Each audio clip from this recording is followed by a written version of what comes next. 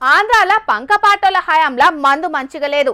ఏవేవో పేరు తెలవని నోరు తిరగని కంపెనీల కోటర్ సీసలతోని కిక్కెక్కుతలేదని ఆగమాగం చేసిండ్రు. అప్పుడు ప్రతిపక్ష పోళ్ళు ఉద్యమాలే చేసిండ్రు మందు మార్చాలని. ఆఖరికి ఓటర్లు అధికార పార్టీనే మార్చిండ్రు. ఇక ఏలువాడికి వచ్చినాక కూటమి సర్కారోళ్ళు జప్పున మందు కంపెనీలను మార్చిండ్రు.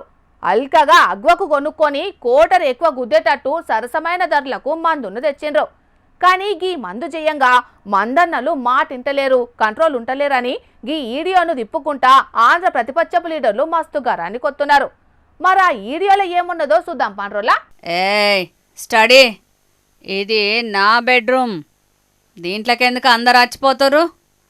ఈడెవడో మందు ఎక్కువ తాగినట్టున్నాడు, సీదా లారీ పట్టుకొని వస్తున్నాడు.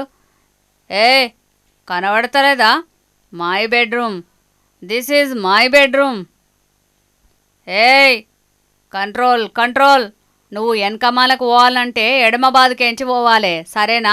ఎడమ చేతి దిక్కే పోవాలని చిన్నప్పుడు ఎప్పుడో ఒయ్యిలో రాసి పెట్టిరు, చదువుకోలే డ్రైవర్ సోదరా?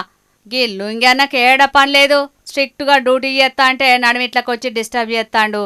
వైఎస్ఆర్ కడప జిల్లా కమలాపురంలో ఉన్న క్రాస్ రోడ్డు మీద ఓ మందన్న సర్కార్ గల్లా పెట్టే నింపేతందుకు కుత్కెలదాంక దాగి నడి రోడ్డు మీద డ్యూటీకి ఎక్కిండు. మరి షీపు లిక్కర్ను నీళ్ల సుక్క గలపకుండా వీర్షిండో ఎట్లనో తెలియదు గాని తొవ్వేదో పక్కేదో తెలవకుంటైంది.